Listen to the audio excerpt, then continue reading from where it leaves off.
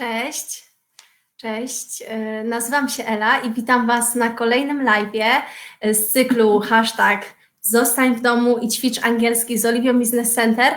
Dawajcie mi znać w komentarzach, czy mnie słyszycie, czy mnie widzicie dobrze. Czekamy na pierwsze komentarze.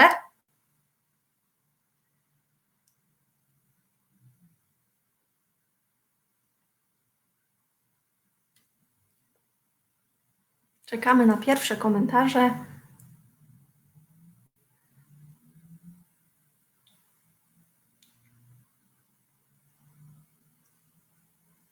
Dawajcie znać również w komentarzach, czy jesteście z nami pierwszy raz, czy może już trzeci, ponieważ to już jest trzeci webinar z tego cyklu. Piszcie w komentarzach.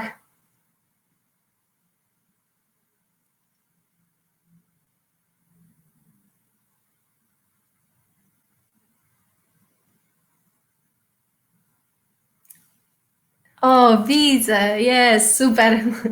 Dobrze Was widzieć, Wasze komentarze, że jesteście.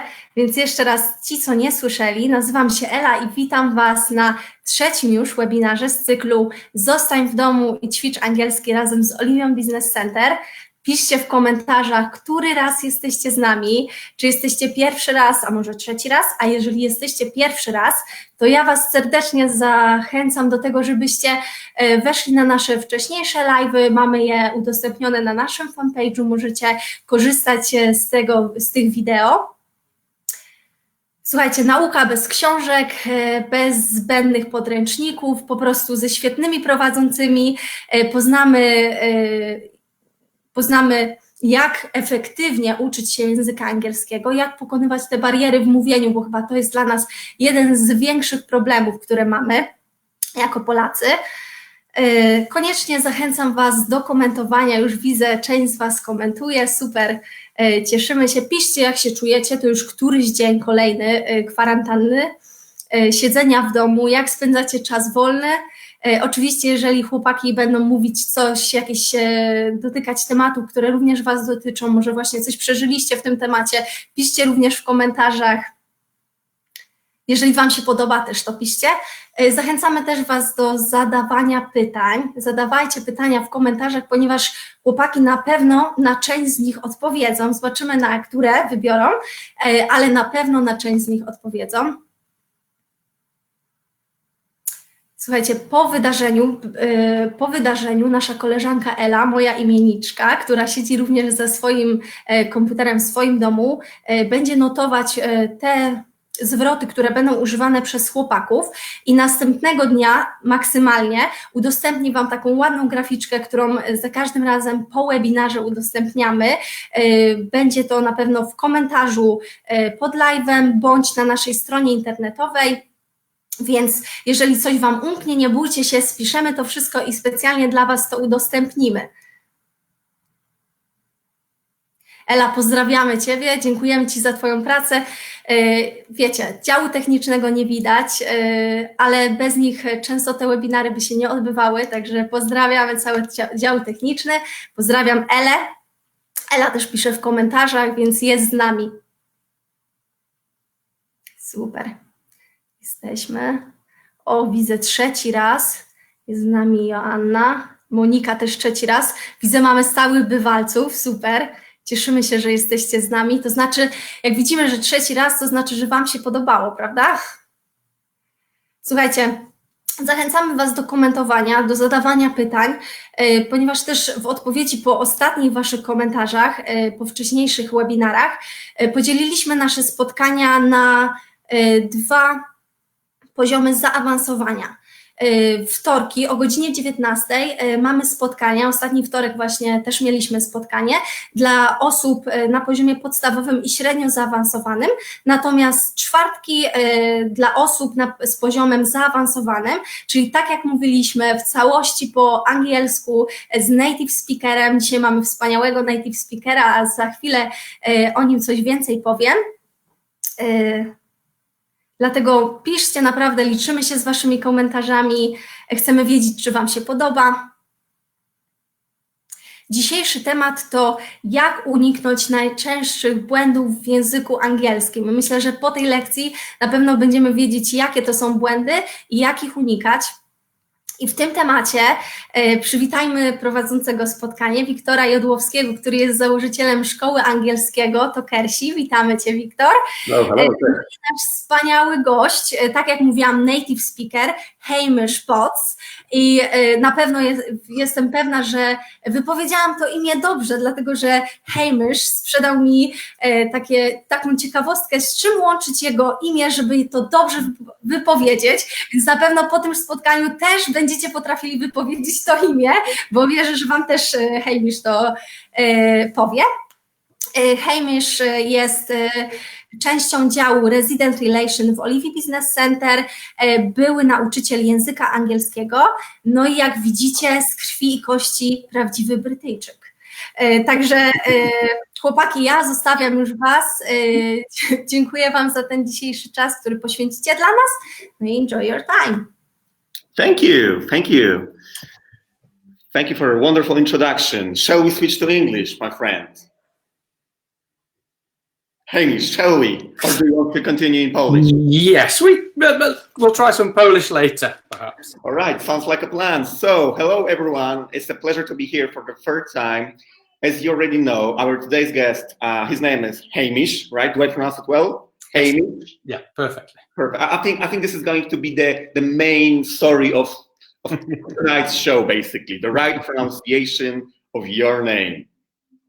So before we jump into the thing, let me, guys, walk you through the agenda for today's meeting, which is, first, what are the most common mistakes that we make in English? Second, which of them are like made the most often by Poles, by people in Poland? We have the person who has been living here for the last 14 years. Do I remember well? 14?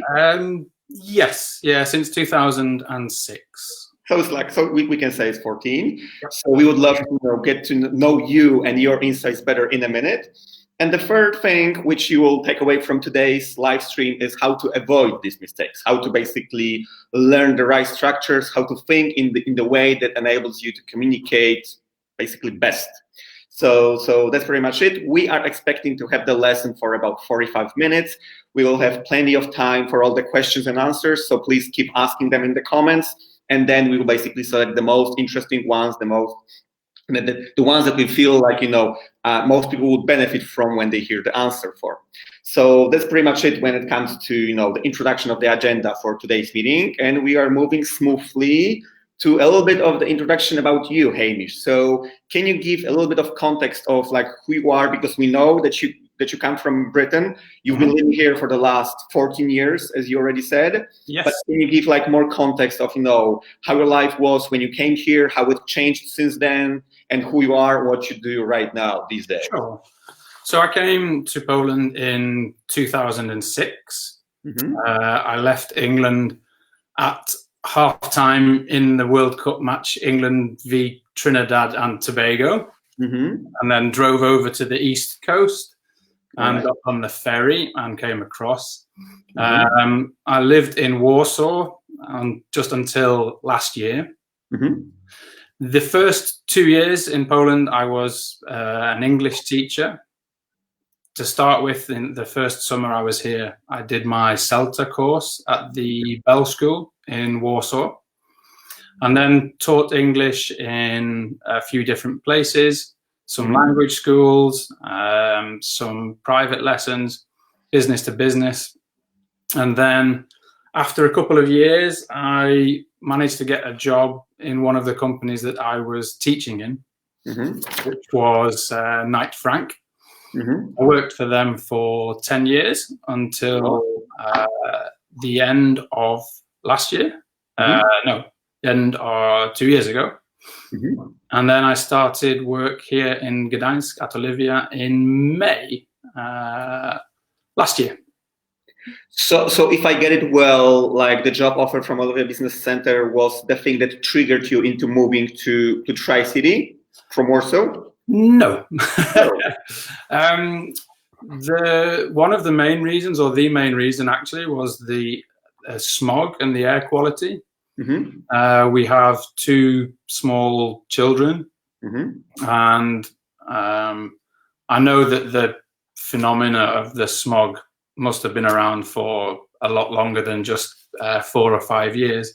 But it seemed to us that the year our first daughter was born, in October, that winter was really the winter when all the information about the smog kind of exploded.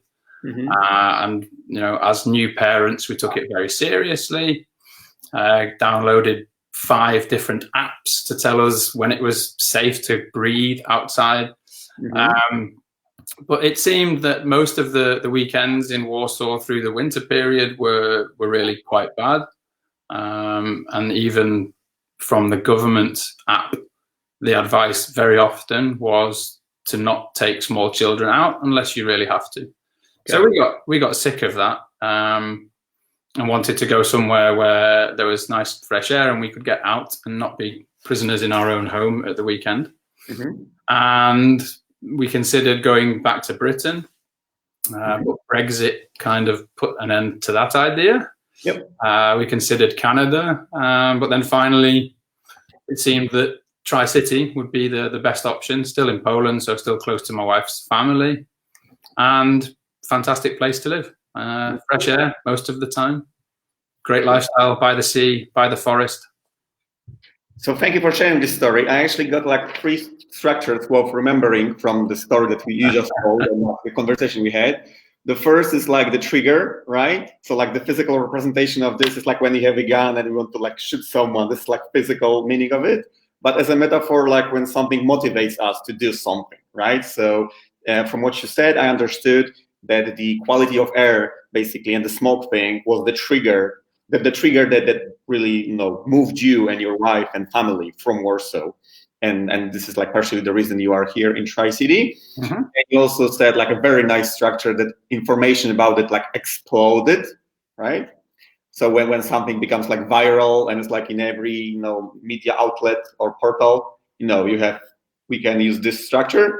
And then the third thing, which is, it's not enough, there's not enough space on the screen. I hope guys you can see it, which is Brexit put an end to this idea. Put is like in the past tense in this context, because if it was the present tense, we would say Brexit puts, but it's the past, so we say put, there's no S at the end, so don't be surprised with it. So yeah, we can say Brexit killed the idea, if you like. Or killed. Put an end to it, or killed the thing, right? And then it doesn't have anything in common with like literally killing anyone, but just like stopping the idea from like spreading or being present in our heads, right? Because it's like kind of useless in this context, right? Information about it exploded. And then the third is Brexit killed an idea or put an end to it.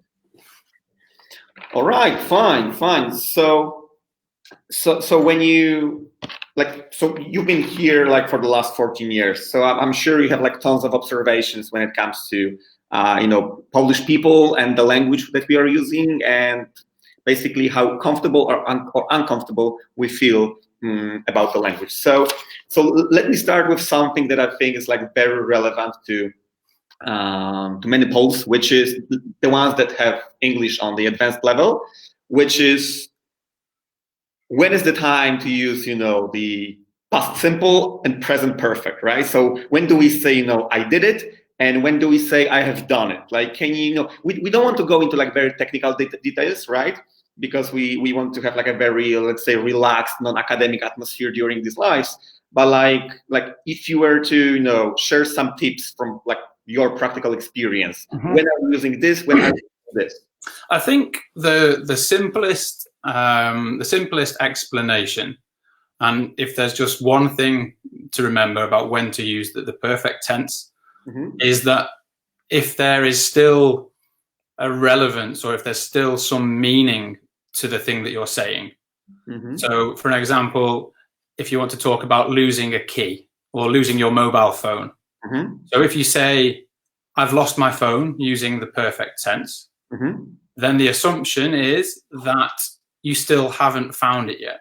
So the effect is still like going on, let's say. It's still exactly. So I've lost my phone and I'm really annoyed. I need to I need to find it because my work will kill me. It's my work phone. Mm-hmm. But then if you say, I lost my phone, past simple, Mm-hmm. then you would expect that has changed. So I lost my phone, but then I found it. So the effect of the thing that you're talking about, the verb being to lose it, that has finished, if you like. Mm-hmm. So say, for example, if you were talking about injuries. So, have you ever broken a bone? Oh yeah, I broke my leg a few years ago. Mm-hmm. Or, it's funny you should say that. I've broken my leg and I'm sitting here in plaster. Mm-hmm. So I think that the main, there are, I'm sure, quite a few more reasons to use one or the other. You have to forgive me, I stopped teaching 10 years ago. But I think that's a real key one and very important. If there is still a relevance and if the thing is still having an effect on you now, Mm-hmm. then use the perfect tense. Mm-hmm. Mm-hmm. Got it. So a very nice word which you said, like relevance, I will put it as an adjective, which is when something is relevant, right? It fits the context. It's like in the right context, then we say it's relevant, actually from this side. Relevant, and the opposite is basically irrelevant, right? So we would put like the irrelevant, like the IR in the beginning, and we will have like double R, right? There shouldn't be any space between this and this. Forgive me. Let's just treat it as like one word, right? So relevant, irrelevant, meaning, in the context of something, in the right context, with the right timing, let's say, or without it, right? Exactly. So this is the most practical, let's say, distinction, like the difference between one and the other. Is there any other context or like example that you can give us when it comes to seeing the difference or understanding the difference between past simple and present perfect? Or is it basically the only thing that matters and we should move on? I think that's the most important thing. If we do another one of these, I will do some more research. I think just thinking from the top of my head, that's definitely the most important reason. Got it. So for you as a native speaker, if this is the first and the only thing coming to mind, for me, it's a signal that most probably it would be enough in like 99% of cases. So. Yeah, sadly, as a native speaker, and this is very typical for native speakers, we're very lucky because we don't have to think about the tenses to use. We just use them naturally. Mm-hmm. But if you ask us the reasons why, we find it very difficult to explain why. It just seems to fit. Yeah, but I know the feeling because I think it's relevant to every person in the world with their native language. Because if you ask us, like the Polish people, do you really know what stands behind every single sentence that you say? Like, we have something like przypadki, right? Mm-hmm. And we sort of like, it rings a bell. Like, let me write it down. Like, it rings a bell. It rings a bell, which means, sounds familiar. Like I sort of recognize it, right? It rings a bell. But basically, if you gave like a test to any Polish person, like right now, who is like 25, 30, 45, and if they are not like, if they haven't really studied Polish language, they are like, I know I had it at school, but like I really don't remember like the structure. So I would say it's not only British, it's like the human thing that, wow. That if you are on a native level, you don't really think about the technical aspect of a language because you don't have to. You just feel the language. You don't need to learn it by heart, basically, right? So this is your kogo, czego, kto, co, z kim, czym. Biernik, mianownik, dopełniacz, and whatever else there was, right? And most of those translate into English as who, what, who, what, who, what, who, what. And you try to tell me there's some difference between this who and that who? Thank you for proving that we just tend to make things more complicated than they could be. All right, fine. So the next thing on my list of the things I want to ask you about is the thing that the first moment we hear about is like, what?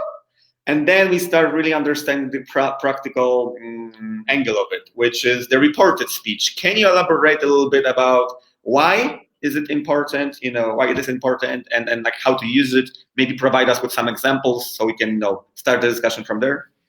So this is reported speech is telling somebody what somebody else has said.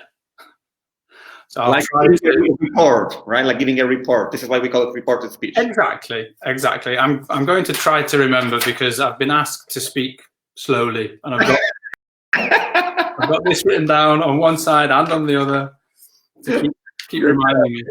So yeah, this is exactly as you said. It's reporting from something that has already been said, and this is when the tenses can be quite important. We're talking about past tenses, obviously, because it's something that has already been said.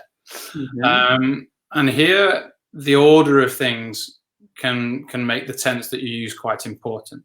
If you just want to say that somebody said something, then and it's a single sentence, then you can just say it like that he said he went to the shop. So here's my question, because when I was learning the language, I remember the rules of like creating the reported speech. So if a person already said it, like the original sentence, if it's in the past tense, like I went to the shop, when I'm basically like designing the sentence with reported speech, I would say, no, he said that he had gone to the shop, because like we are moving like one tense backwards. And because I know that from technical standpoint, this is the most correct one, but I'm asking you about the practical aspect of it. Like, do we really pay that much attention into like converting this went into like had gone, or we just like keep it as went? Again, this is I think we might talk a little bit about this later, about being a perfectionist or being communicative and like getting the message across accurately. So from my perspective, my opinion is that it's not super important. If I said, okay, he said that he had been to the shop, or he said that he had gone to the shop, or he said he went to the shop, there's not a great deal of difference. He has been to the shop. He said that he went to the shop, and I'm telling you this. So in each of those different tense usages, you have the information, and that's the most important thing. Got it. All right. So I just put this being understandable, so people can understand you, and the communication is effective, right? You deliver the message versus being perfect, which is not the case in this case, right? From what, do I get it well or not? Yeah, not bad. Not bad? Perfect. Past perfect. Present perfect. Please don't get me started, because I was the lucky one that really got the education when it comes to the technical aspect of the language. But sometimes I feel like not knowing this would make me a little bit happier, because I wouldn't analyze that much, like if it's the right fit in the sentence. All right, fine. So is there a way to like work it around somehow if we forget the right tense? I would always rely on going back to basics. So just the simple things. If you can remember all that the past tense is, the past continuous, past perfect continuous. Then, man, you are like digging deep right now. Well, then that's great, and you'll possibly sound more natural. But I think I would aim for getting the right information across. I wouldn't worry too much about these tenses. Reported speech and storytelling, they're great, and if you can get them perfect, then fantastic, well done.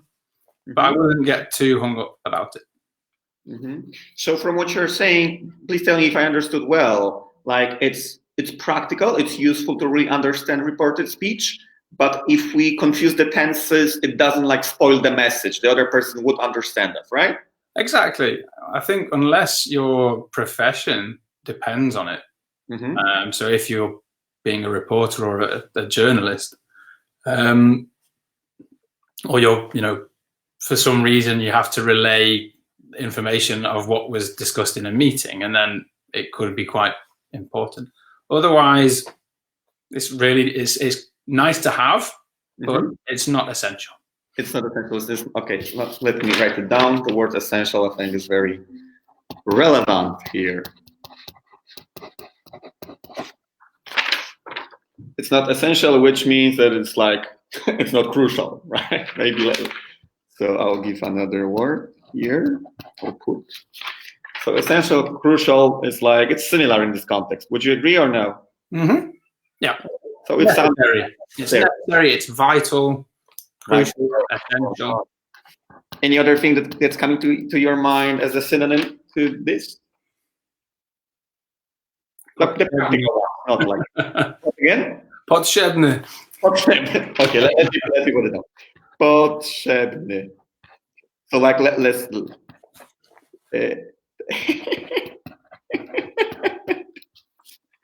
Let's make a mix of Polish and language. Potrzebny.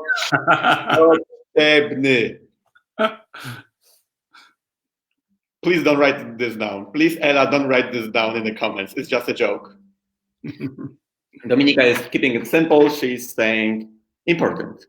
Like important fits this context, but I wouldn't say it's a synonym, right? Because like essential and important are like two slightly different things, right? Absolutely, yeah. On the scale of you don't need it at all on one side and you absolutely have to have it on the other.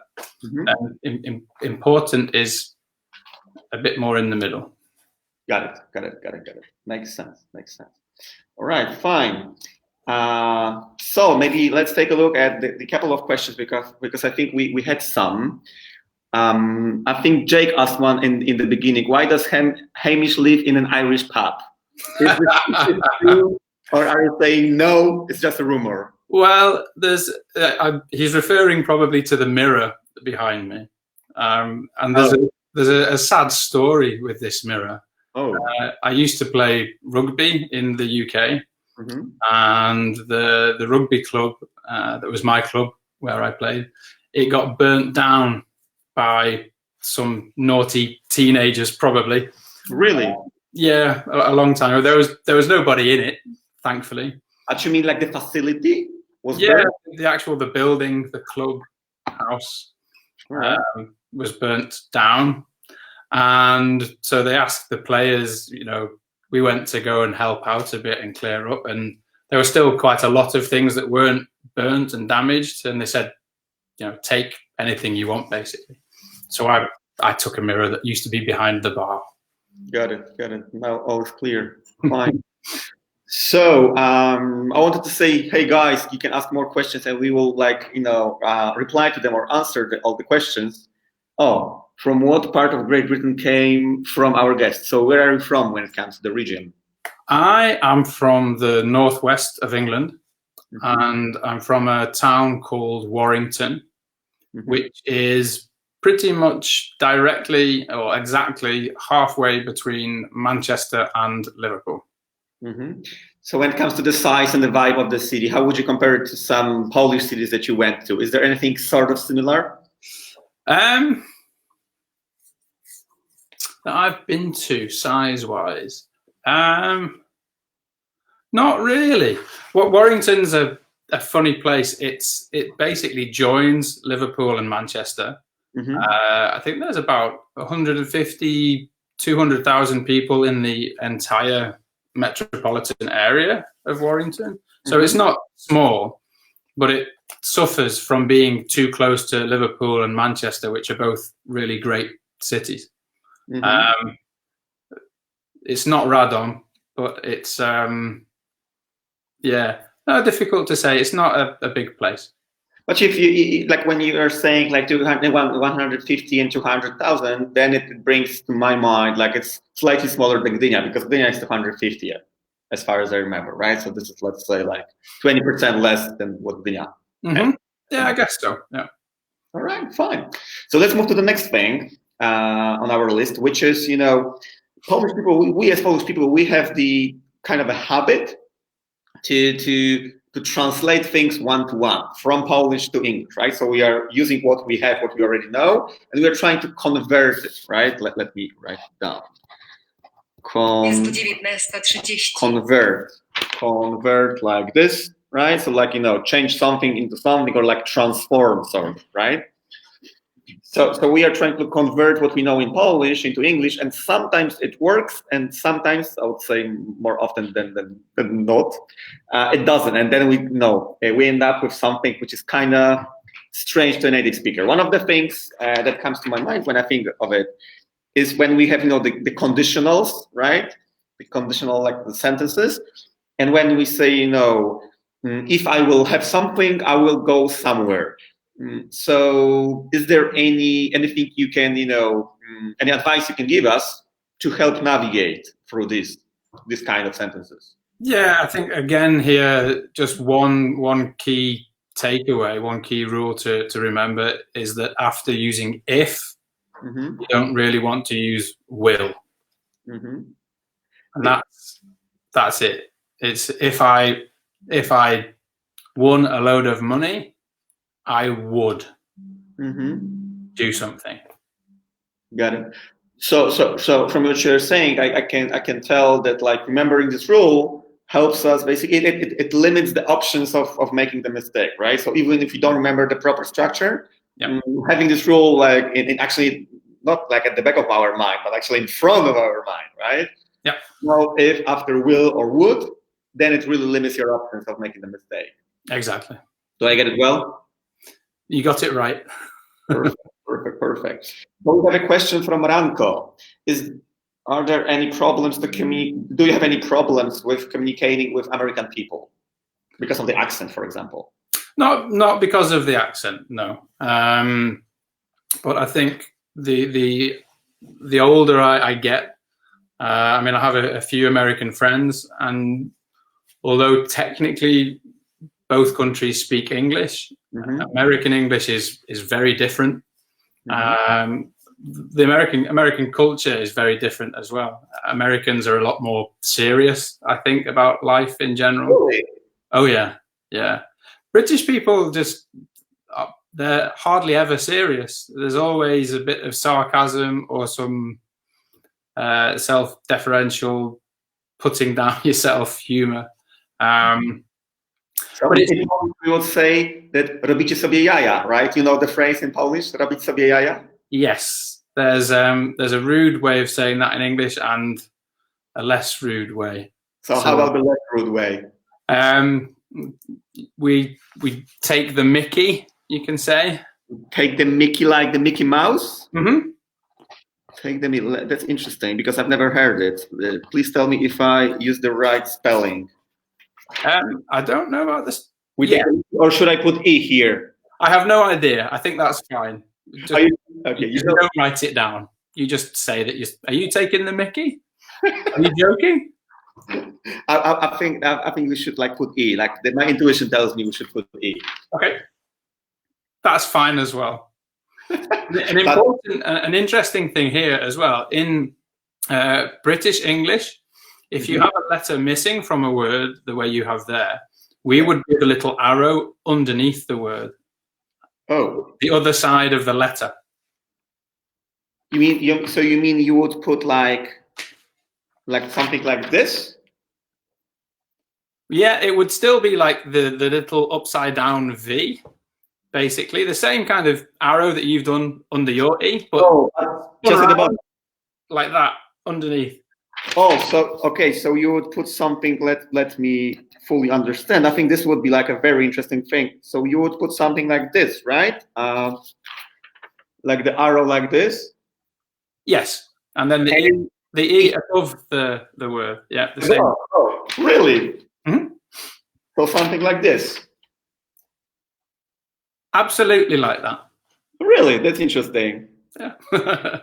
I would never think about it. Okay. Not essential again. Got it. But like a good thing to know, we have something like, we have this fan page in Poland, wiedza bezużyteczna. Have you ever seen it? What's it called again? Wiedza bezużyteczna. Like useless knowledge, right? Useless knowledge. Yeah, like on the fun facts, it's like sort of good to know, but actually you can really live without them. So I would say this is something similar. Got it. So we have some more questions. What do you think if people make some mistakes when speaking English? I'm not sure I understand the question. Let me take a look. So Monica asks, what do you think, for example, if people do mistake when speaking with English native if they understand you. So I guess that I'm trying to like decode the message. So probably the question is, when somebody who's non-native and is speaking to a native speaker and they make a mistake, what do you think of them then?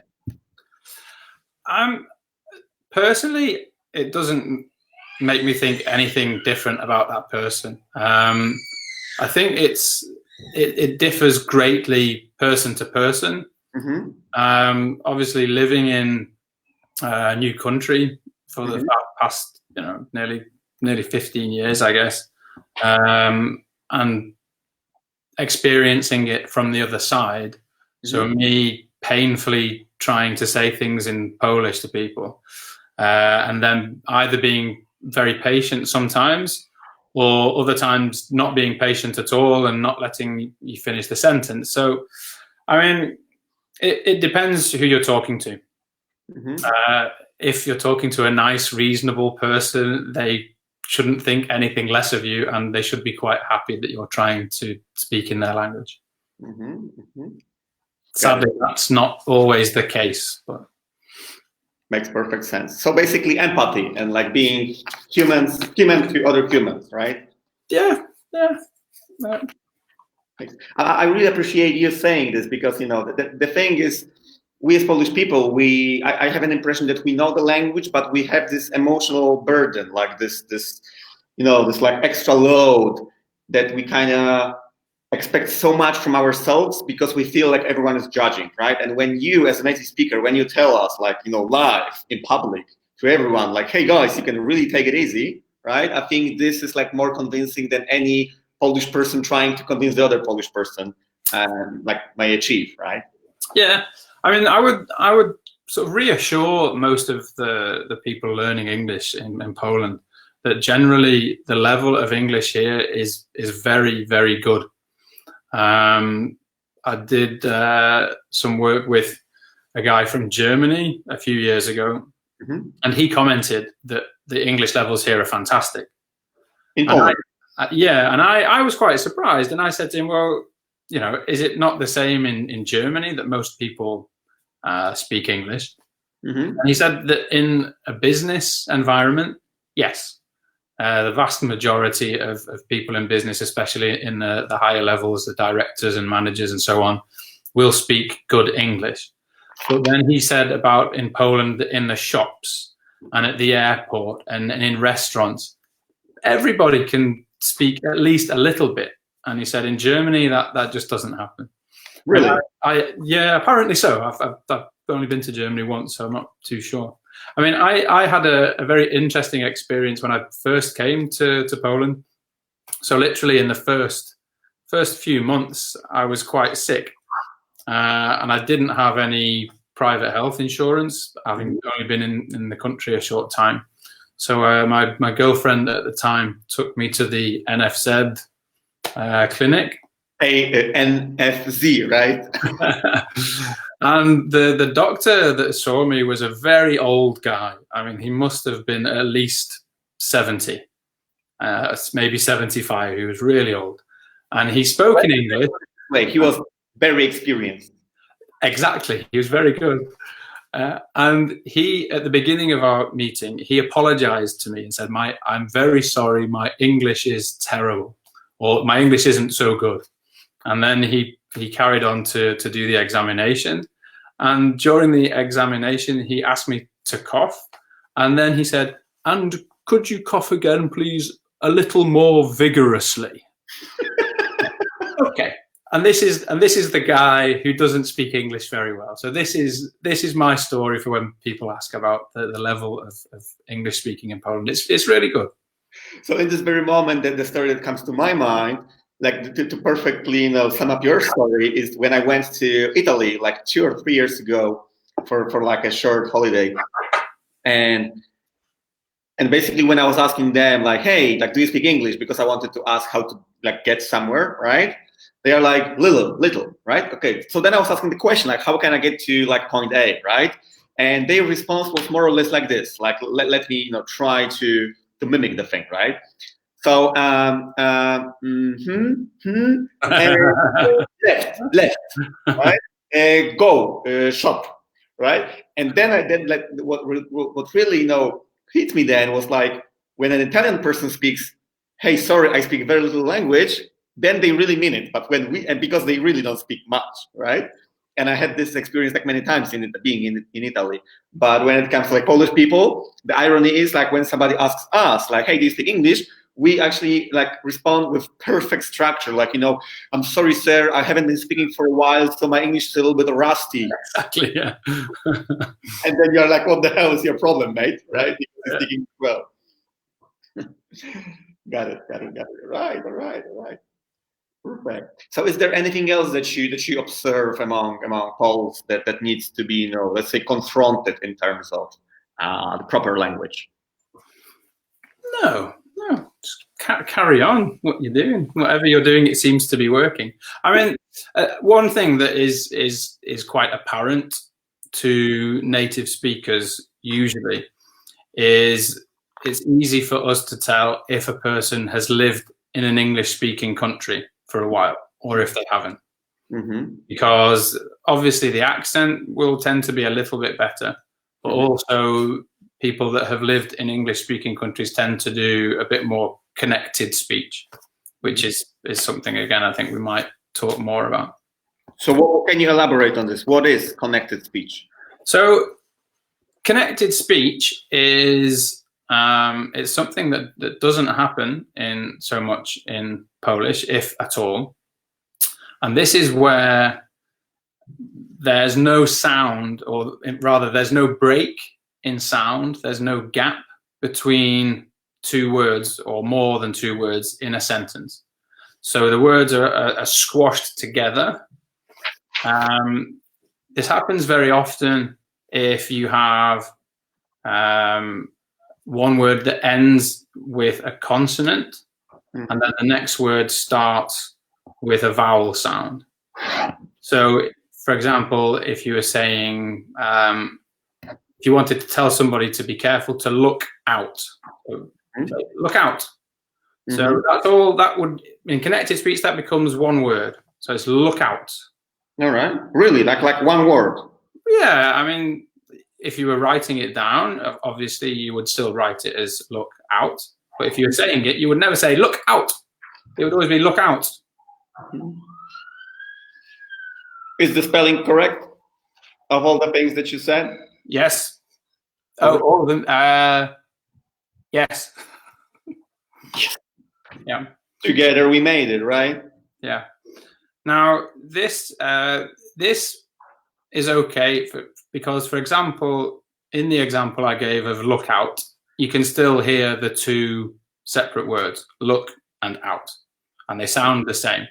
But then there are certain examples of connected speech where I guess it's because English-speaking people have been saying these words for such a long time.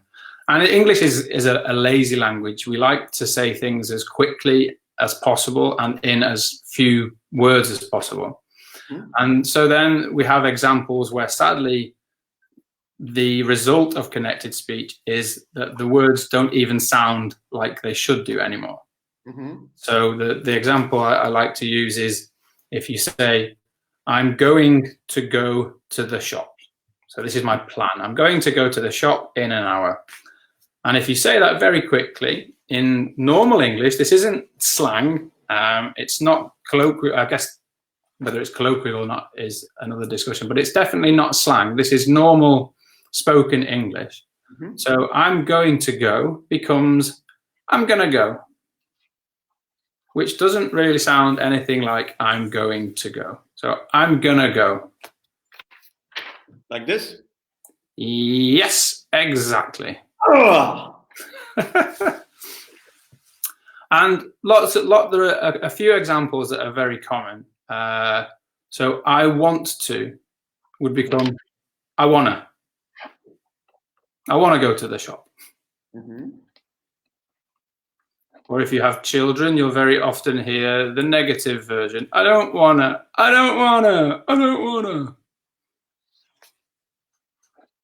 Any other examples?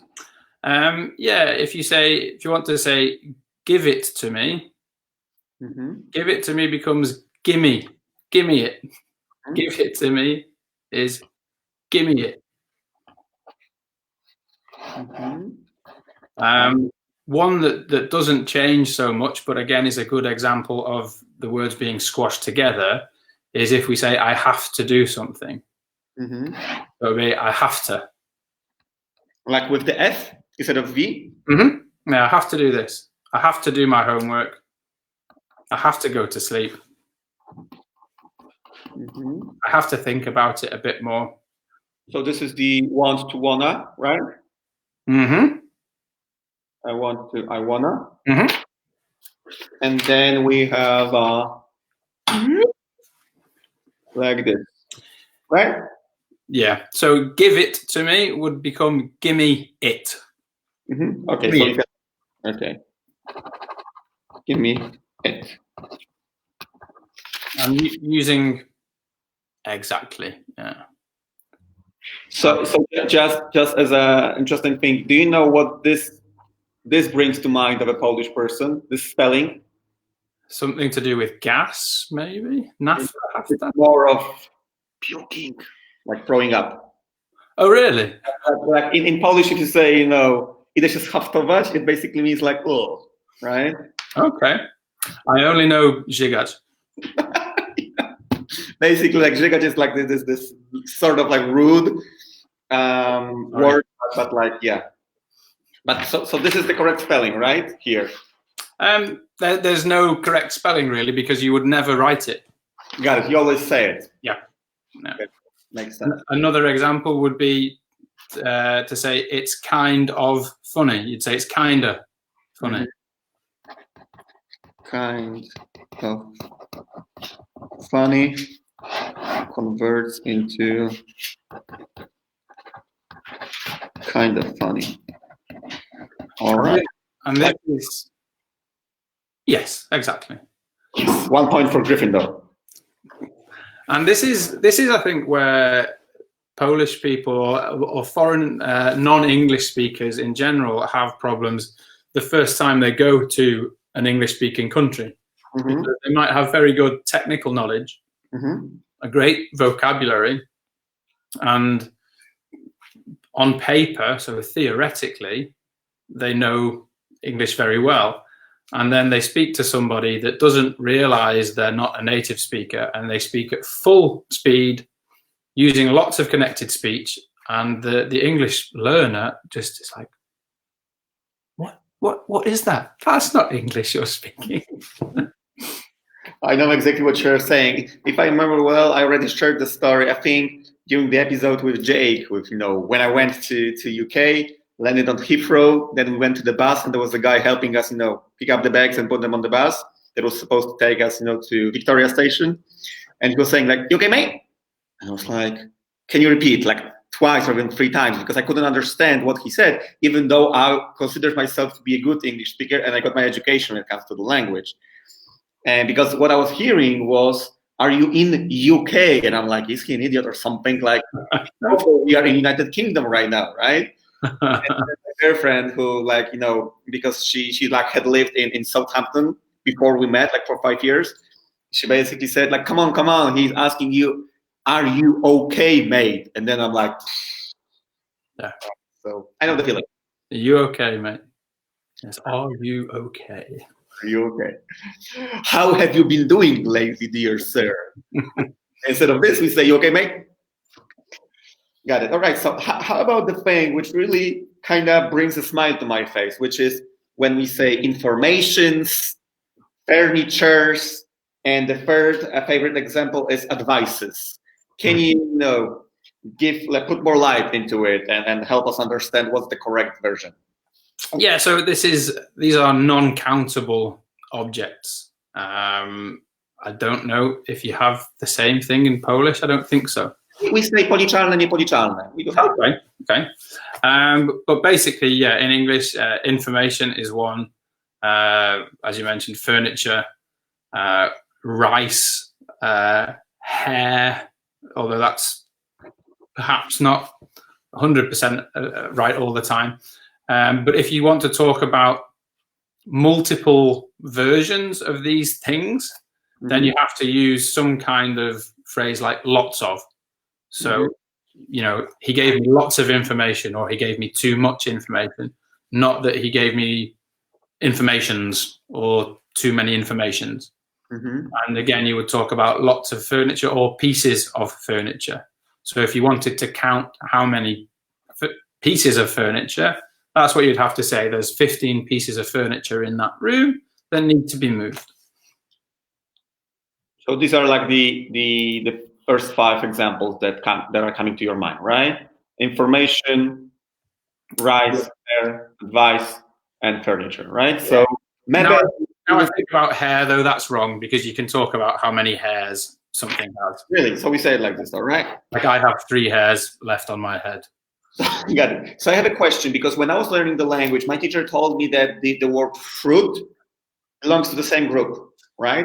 And then what I saw, like in many places, even like official marketing materials of like serious companies, is like we deliver fruits. So my conclusion was that like officially, like, you know, the formal version is like fruit and piece of fruit, but then, you know, like everyday life, let's say, stepped in a way, right? And got its place, and then kind of forced the language to be simplified. So was my reasoning correct or not so much? I actually think it's, and this goes back to the question we had earlier, that American English is like a dumbed down version of British English. And it's simplified, and in some cases that makes it easier and better.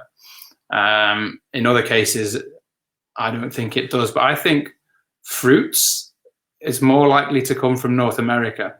But then, sadly, or maybe not sadly, depending on which side of the argument you fall on, British English is becoming more and more Americanized every year.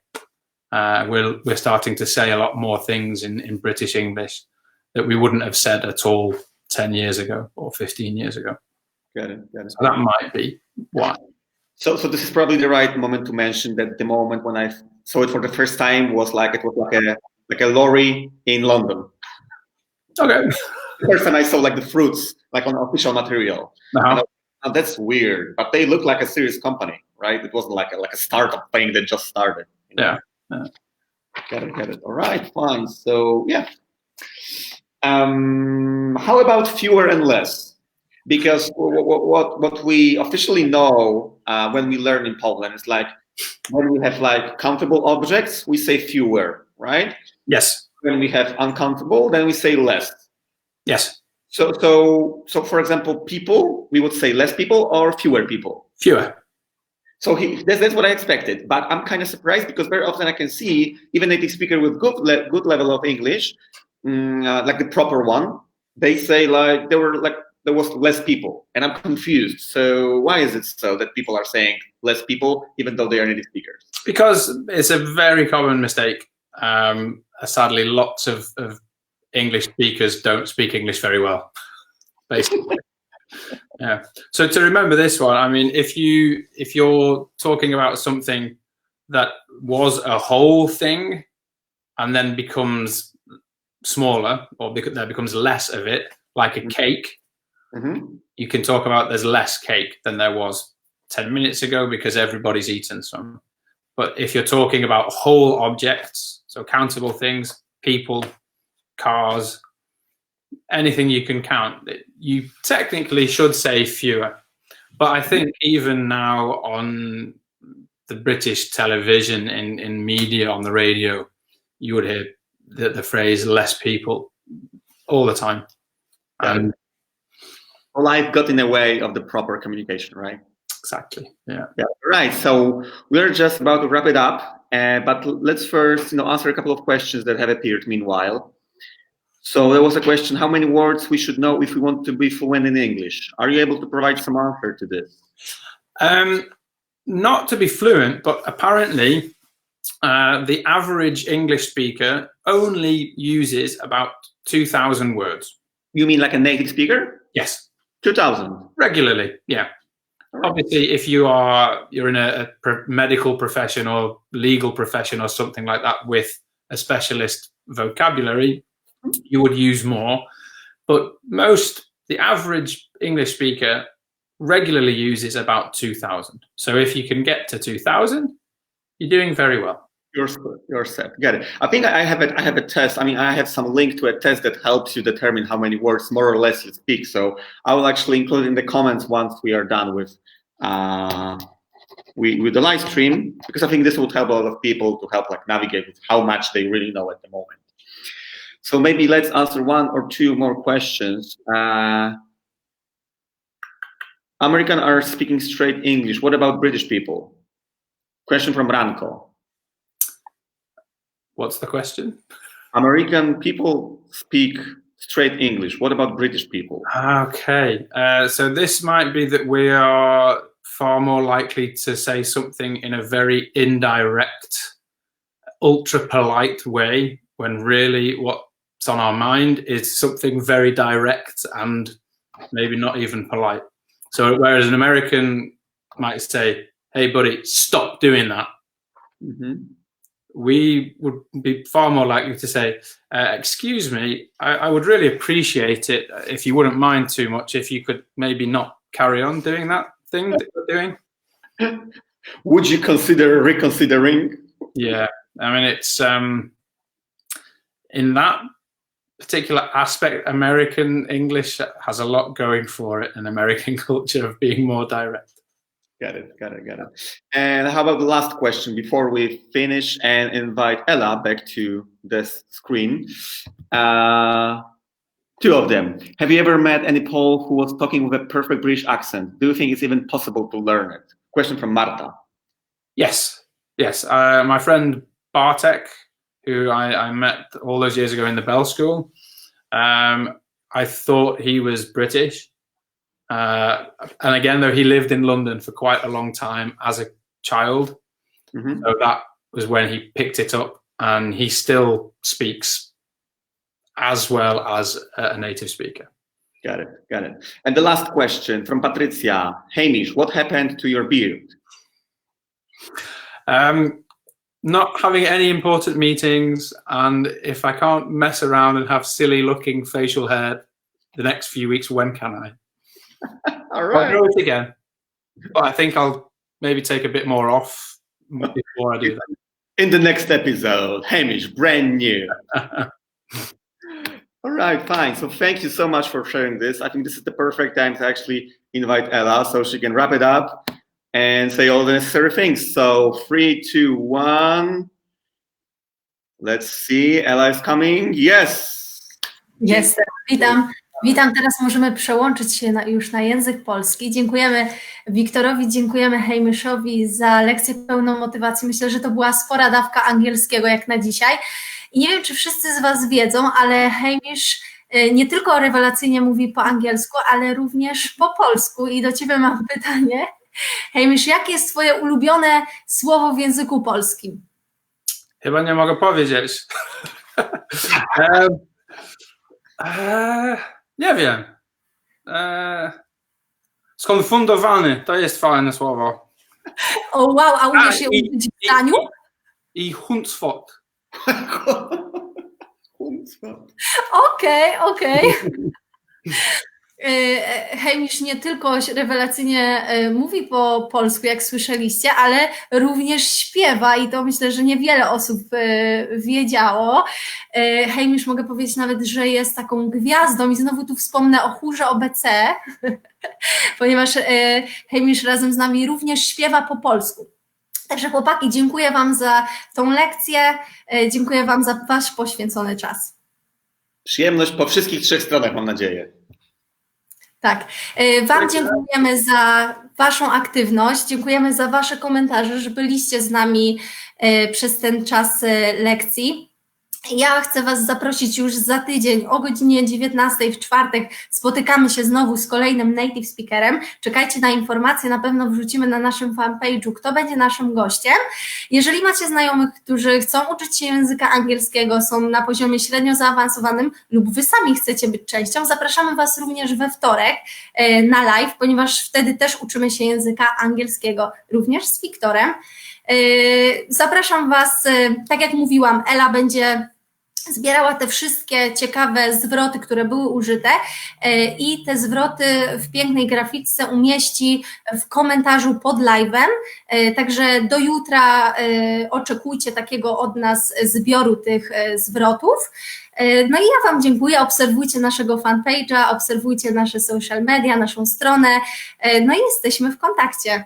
No i pamiętajcie, jeżeli Wam się podobało, to zostawcie pod tym wpisem jakiś 1 000 000 lajków, dlatego żebyśmy wiedzieli, czy było dobrze, czy nie, a jeżeli macie jakiś bardziej konkretny feedback, to jesteśmy na niego otwarci w komentarzach. Także liczymy na Wasze reakcje, kochani. A tymczasem się odmeldowujemy, także 3, 2, 1. Bye bye. Bye bye.